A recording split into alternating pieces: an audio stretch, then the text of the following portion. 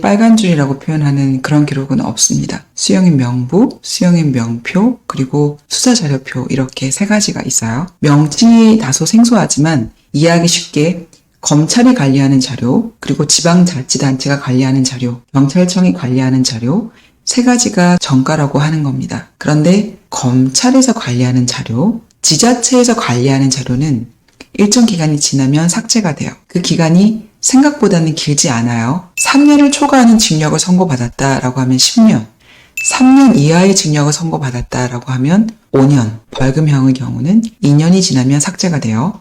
그런데 경찰청에서 관리하는 범죄 경력 자료는 상대적으로 길어요. 언제까지냐? 사망시까지입니다. 이 범죄 경력 자료는 벌금 이상의 형이 선고, 그러니까 실형이 선고된 경우, 집행유예가 선고된 경우, 선고유예가 선고된 경우 모두 포함합니다. 그럼 기소유예, 불기소 처분은 전과에 해당하는지 해당되지 않습니다. 그런데 한번 기소유예를 받고 다른 범죄 사실로 수사를 받잖아요. 이때 경찰이나 검찰에서는 수사 경력을 조회해요. 그 수사 경력에는 조회가 됩니다. 예전에 기소유예 받은 전력이 있네요. 이거는 범죄 경력 자료랑 달라요. 수사기관에서 다른 수사를 할 때만 활용이 되는 겁니다.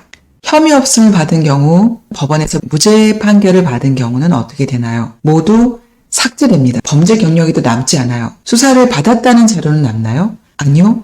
삭제됩니다. 형식이법 제8조의 2에 그 근거가 있어요. 전과가 있으면 공무원이 될 수 있는지에 대해서는 개개의 경우마다 달라요. 벌금형을 받은 경우는 가능합니다. 원칙 가능해요. 다만 성범죄로 벌금형 100만 원 이상을 선고받은 경우는 일정 기간 공무원 임용 결격 사유로 정하고 있어요.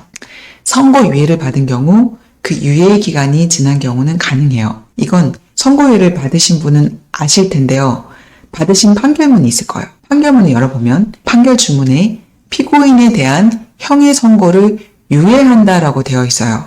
그러면 유예 기간이 얼마나 되는지 제가 어떻게 알죠? 뒷장을 보셔야 돼요. 뒷장을 넘기다 보면 선고형의 결정이라고 해서 선고유예 가로 열고 유예할 형, 징역 6월 이런 식으로 유예할 형의 기간이 정해져 있어요. 이 기간이 지난 이후에는 공무원 임용 결격 사유에 해당되지 않아요. 집행유예를 선고받았다면 그 유예 기간이 끝난 날부터 2년이 경과하면 임용되는데 결격 사유가 되지 않아요. 다만 벌금형이어도 100만 원 이상 선고받은 경우는 그 형이 확정되고 3년간은 임용이 제한됩니다.